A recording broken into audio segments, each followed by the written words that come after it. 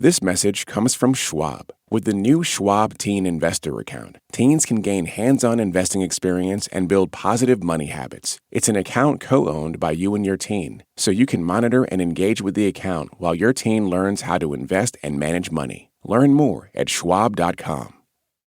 Hello, Planet Money listeners. This is Kenny Malone. We have a story today, one of our absolute favorite episodes that originally aired a few years back. But since then, there have been a few significant updates. So stick around to the end of the story to hear those. Here's the episode. This is Planet Money from NPR. A few months ago, I heard about a guy who had a small fortune taken from him. Walter Schramm. We got Walter on the phone to ask him about his missing money, and he was angry, but you should know that the angry version of Walter Schramm sounds like this. It would have been nice, but I guess that's gone. Walter is very chill. And ironically, it's that trait that both brought him a small fortune and cost him it. Here's what happened. Walter is Italian, and in the late 90s, he had the brilliant idea to start a company selling Italian specialty products online, largely to Americans. Like coffee machines, pasta machines, coffee. At first, it seemed like things were going really well. That was core business. Except for that, around the same time, another online retailer launched, Amazon. They were bigger, seemed to have endless money. They're not even worried about turning a profit at this point. But this is not where things go south for Walter, really.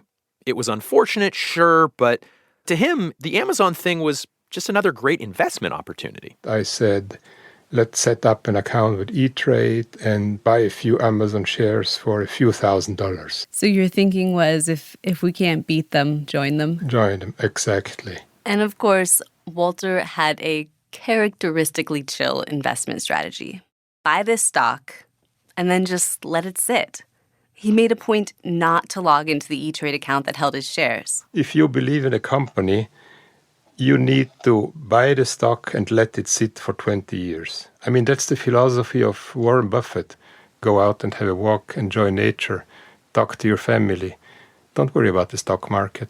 So Walter does just that. He waits until 2015, about 20 years, to finally cash in his Amazon stock. At that point, the stock he'd bought for around $6,000 should be worth around $100,000. And so after years and years of not looking, Walter finally logs back into his E-Trade account. Do you remember what you saw when you logged in? I saw nothing. The account was empty. So it was a big shock. A very Walter Schramm way of saying he was terrified. He wanted to retire. He was counting on this money, and now it was gone. So Walter calls up E-Trade to say, where are my shares? And E-Trade tells him, you're going to need to speak to the state of Delaware. That's where E-Trade is incorporated. Walter is like, okay. And E-Trade says, specifically, you should ask for the Delaware Unclaimed Property Office. Walter calls them up. And finally, they explained to me, there's a technical term that I don't remember, that my stock had been... I think it's Escheat. Yeah, something terrible word like that, yeah. This terrible, unpronounceable word. It was the first sign that Walter had stumbled onto something huge. An obscure government program that, depending on how you look at it, is either a brilliant way to protect you from greedy corporations or a way for state governments to literally reach into your accounts and take your money. Hello and welcome to Planet Money. I'm Kenny Malone. And I'm Audrey Quinn. Our government ends up with a stunning amount of our stuff. Stocks, paychecks, bank accounts. Today on the show, we bring you a classic episode from 2020, one that is, in hindsight, a kind of bit of a public service. It's about how the government gets this stuff, this unclaimed property, how you can get it back, and why Walter Schramm may never see his stock again. Support for NPR and the following message come from Rippling. These days, you can chat with AI about almost any business problem, but Rippling AI is designed to actually solve them. That's because Rippling AI is built on your live global workforce data, so it doesn't just uncover insights into your business, it uses them to take complex actions across your departments. Ready for AI that isn't all talk? Head to rippling.ai/money and get AI that turns insight into action. That's rippling.ai/money. Sign up today. This message comes from Bombas. Comfy footwear is the last thing you want to worry about this summer. Bombas sandals and slides are perfect for beach days, barbecues, and everything in between. Go to bombas.com/NPR. First thing I needed to ask you is, how do you say Escheat? Escheat. Can you say it one more time? Escheat. Escheat. So like my Twitter is don't give a sheet. Jennifer Borden runs an Escheat law practice. Escheat, by the way, Escheat. Are there other Escheat puns? Don't give a sheet. A sheet happens. Those are the only two I can come up with off the top of my head. If Escheat sounds archaic, that's because it goes back to feudal England.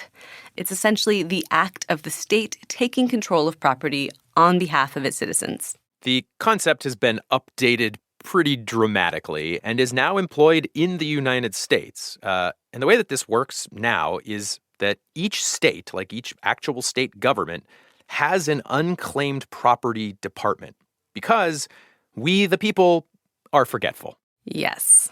We forget about retirement accounts, insurance policies, safe deposit boxes. When you forget about stuff like that, after a certain amount of time, the state is able to step in, take ownership of your unclaimed stuff, and hold on to it until you can come and claim it. Think of it as like a giant state-run lost and found. And this used to be Jennifer Borden's job. She worked at the Massachusetts Division of Unclaimed Property. What's the weirdest thing you've ever seen escheated? We did one time have escheated guns and blueprints to a bank. Those are from a safe deposit box. I wonder what they were up to. Yeah, I'm not positive. Every state in the country does some version of Escheat. And the way it used to work in the past was the state would take control of your stuff, on your behalf, of course, and then they would take out a newspaper ad saying like, hey, Joe Smith, we have your stuff. Come get it. This is my favorite part of this whole thing, because states all over the country still keep these lists of missing stuff, just now with a website, not a newspaper ad. And this brings us to my new favorite party trick, which I'm going to do right now with Kenny. Yes, Audrey has made me to promise not to do this until we are recording. We are now recording. So, okay, what do I do here? What state have you probably spent the most time in recent years? In recent years, the most time in Florida, by far. Okay, so I want you to look up Lost Money, Florida. All right, here's Florida's escheating site, I guess. It has a better name than I would have thought. FloridaTreasureHunt.gov. Okay, type your name into the little search box. Okay. There's a Kenneth D. Malone. That is my old address. Like a pretty old address, though. All right. Property type. Vendor checks. Reported by National Public Radio. Kenny, you have a missing paycheck. From NPR? Yeah. This is great. I'm 100% taking a vacation if this is enough money. Oh, it's $40, which is fine. But yes, I happen to know, Audrey, that you did this and had much better luck than I did. I found $800. Yes, $800 is good. The point is that you, listening at home, you should look yourself up. You may have left behind a paycheck, utility credits, a bank account you thought you closed. Your state has stepped in and is holding that money for you.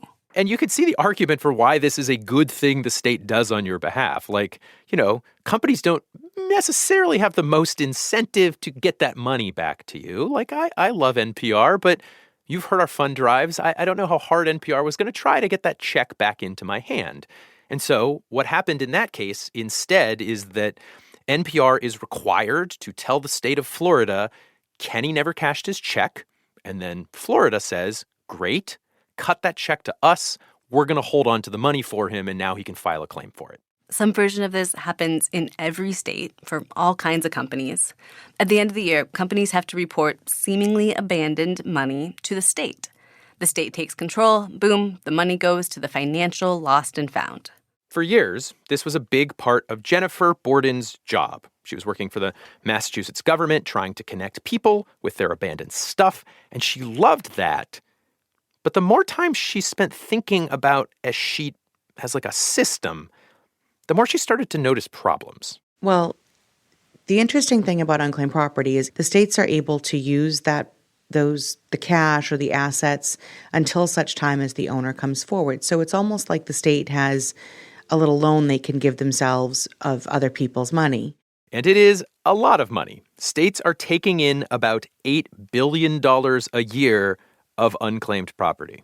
And about 2/3 of that money stays unclaimed. So in most states, it just gets folded into the state's budget. Unclaimed property is the 5th largest source of revenue for California. It's the 3rd largest source of revenue for Delaware. Unclaimed property all across the country helps fund public programs, which might seem like a good thing, but it can create some perverse incentives. Do we do a good job getting money back to people, or do we just let it sit here and we don't have to raise taxes? Yeah, it just seems like a conflict of interest. Cynically, yes, because if you do your job well, you don't have any money left. If you don't do your job well, the penalty is that you have more money to keep in the state coffers. Now, Jennifer is careful to say the people at unclaimed property offices want to get unclaimed property back to the rightful owners. It is the best part of the job, she says. But maybe there is a systemic problem. Like, this Escheat system is supposed to stop companies from turning your forgetfulness into their profit. It's possible states are now just doing a version of that same thing. The amount of unclaimed money states take in every year, it's going up. And states have gotten a lot more aggressive in how they take the money in the first place. The more Jennifer considered all of this, the more she thought, maybe my Escheat talents would be better spent elsewhere. She still thinks that Escheat is, on the whole, a great system, but she now helps people and businesses protect their money from Escheat. Is there like a playbook for states to bring in more unclaimed money? Sure. So there are a couple of things that cause additional revenue to come in, additional unclaimed property to come into a state, which could turn into additional revenue. Jennifer says states are getting looser with their standards about what qualifies as abandoned property. For example, it used to be that an account was deemed abandoned only after a piece of mail was sent to the account holder, then got returned by the post office. The person couldn't be reached. But now in a lot of states, property gets labeled abandoned just because a person didn't check into their account or access the account within a certain length of time, which, I don't know, like that feels like a sneakier kind of standard. Also, in a lot of states, the length of time before your account is deemed inactive, it's been shrinking. States are stepping in more quickly to helpfully take a hold of your money. And all of this brings us back to Walter Schramm, the very chill, but actually quite mad investor who bought a bunch of Amazon stock back in the 90s. I think it's a mistake to check the stock market. It makes you nervous. You don't sleep well. Walter's very patient investment philosophy, buy stock, then check back in 20 years. He thought he was being a smart investor. The state of Delaware thought he'd forgotten about his stock. They eschewed it back in 2008. They hadn't told him.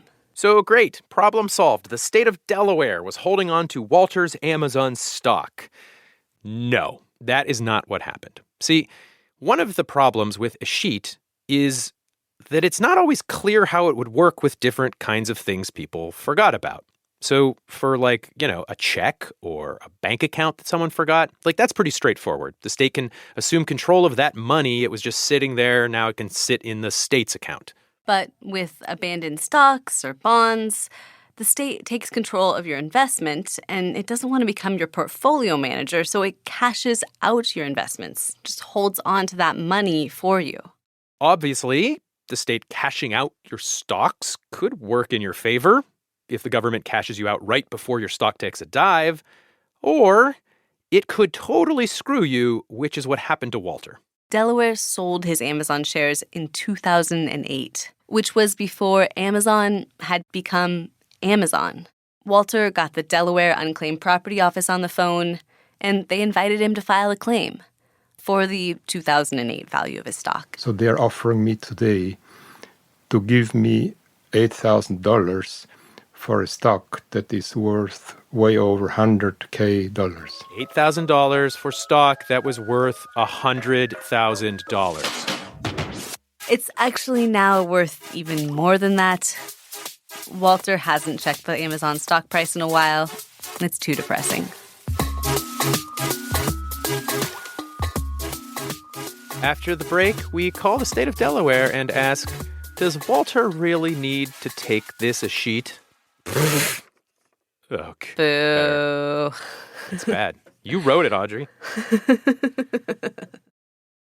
This message comes from Dell Technologies. Interruptions happen at work. But with the Dell Pro laptop powered by Intel Core Ultra with V Pro, built with optimized battery and built-in intelligence, your tech won't slow you down. Dell.com/Dell-Pro. Built for you. This message comes from Bombas. Bombas compression socks help keep legs fresh on travel days, work days, leg days, and more. That's all-day relief with everyday style. Go to bombas.com/NPR. This message comes from Mint Mobile. If you're tired of spending hundreds on big wireless bills, bogus fees, and free perks, Mint Mobile is for you. Shop plans at mintmobile.com/switch. Taxes and fees extra. See Mint Mobile for details. Support for this podcast and the following message come from Vanguard. Every day, shareholders meet to discuss important matters about the companies you invest in. Now you can make your voice heard too. Vanguard Investor Choice makes it easy to set your proxy voting preference for your eligible Vanguard index funds. Visit Vanguard.com/investor choice to learn more. Vanguard investors own shares of their index funds, and those funds own shares of the companies they invest in. Vanguard Marketing Corporation, distributor. It's not a coincidence that Walter's stock was taken by Delaware. That is where 2/3 of all Fortune 500 companies are incorporated, and that's a lot of potentially lost accounts to keep track of. We talked to the person who's in charge of that. I'm Brenda Mayrack. I am the Delaware State Escheator and Director of the Office of Unclaimed Property. After talking to Walter and our Escheat lawyer, Jennifer, there were two main things we wanted to ask Brenda about. The first was about this idea that unclaimed property has become a huge source of revenue for states. For the last few years, Delaware's general fund has gotten a lot of money from Escheat, around $550 million a year. Does your office feel any pressure to make sure that money keeps coming in? It is a fairly stable revenue source from year to year, and it has been. I wouldn't say we feel pressure. We really just want to make sure that the process is there. I guess kind of what I'm getting at here is that at a certain point, it kind of just seems like the state is grabbing somebody's money.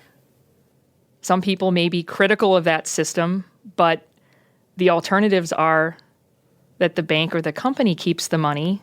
Brenda says, fundamentally, this is a way to look out for consumers, to safely take forgotten money out of companies' hands and keep it in a place where people can get their money back easily. I recommend to everyone that they should search at least once a year. I typically suggest that people search either on their birthday or when they file their income taxes or maybe at the first of the year. Again, if you take nothing else from this episode, it is that you should go and make sure you've not left abandoned money somewhere that is now in a state coffer. I am $40 of living proof that you should do that. And in that regard, it is a good system. I never would have found that money. It probably never would have found me. On the other hand, Escheat clearly has some flaws. We've learned some disconcerting things about this from Walter Schramm's Amazon case. Delaware has made some changes that theoretically would have helped someone like Walter. The state actually does now require a letter to go out to a person before their property gets escheated. But the state still deems a bank account abandoned after 5 years and investments abandoned after just 3 years. Why the 3 years or why 5 years? It seems pretty arbitrary. It needs to be short enough so that companies aren't actually losing track of people and then basically taking a windfall of that property or benefiting from that property over time. So it's trying to strike a balance. Can I tell you specifically the story that I'm working on? Okay.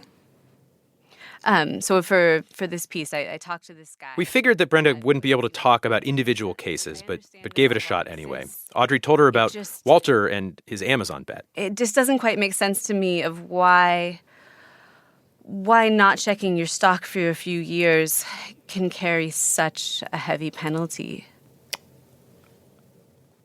I really can't respond to that. There is no penalty. The company has complied with the law. The state complies with its laws. If a person isn't exercising ownership over their account, they may have passed away. Then what happens? That's why states have unclaimed property laws. As for Walter, here's where his case stands. Walter initially looked for an attorney to help him get the current value of his Amazon stock from Delaware, more than $100,000.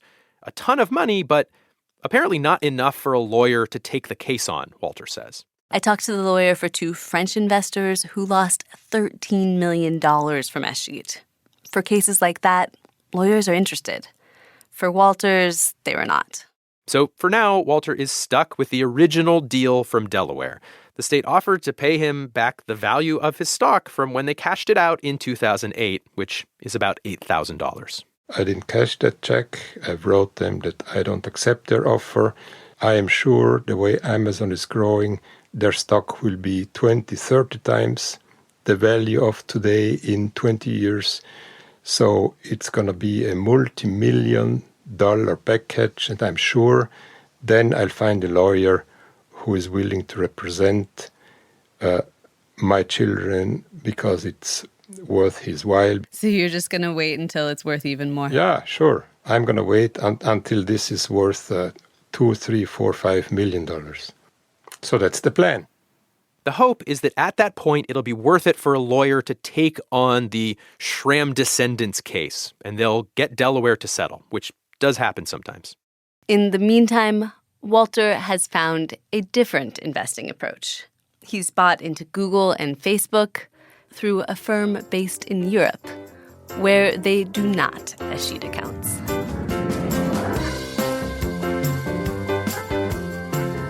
Okay, so it has been about 5 years now since this episode originally ran, and there is a fair amount of news to share. So let us begin with Walter Schramm, who did, in fact, find a lawyer and is now the lead plaintiff in a class action lawsuit essentially against Delaware's Unclaimed Property Office. That suit alleges that people like Walter were not given appropriate notice before their property, or their stock in his case, were seized and then liquidated. Now, that case is still ongoing, and since we first talked to Walter, the price of his now long ago liquidated Amazon stock has more than doubled. And our final update, and I just want you to picture like a rainstorm of cash coming down for this one. Since our episode originally ran, Planet Money listeners like you have found over $38,000 in unclaimed property at their various states. And that is just those of you who got in touch to tell us about it. So listen, if you go to your state's unclaimed property website and you find lost money, please do tell us about it. We have a spreadsheet. We love updating that thing. You can email us. We are planetmoney@npr.org. You can also tag us and show the world that you found money on all the social medias. That is generally at Planet Money. And I mean, listen, if you suddenly find yourself with some unexpected cash and a lot of gratitude for your favorite economics show, well, I will remind you that the best way to support our journalism at Planet Money is to become a regular NPR Plus supporter. You can do that by going to plus.npr.org. This is a way to help us stay independent and a way for you to get sponsor-free versions of our episodes. And right now, we've got a special series from the Planet Money archives that include a behind-the-scenes look at the time Planet Money bought a toxic asset that we named Toxie. Lots of incredible details about how that project came together. That is for our Planet Money Plus subscribers, and thank you so much if you are already one of them. Today's episode was produced originally by Alexi Horowitz-Ghazi with editing from Nick Fountain. The update today was produced by James Sneed. Our executive producer is Alex Goldmark. Special thanks to David Knott, Ethan Miller, Randy Holtz, Wilson Barmeyer, Cindy Nisley, and Bill Palmer. I'm Audrey Quinn. I'm Kenny Malone. This is NPR. Thanks for listening.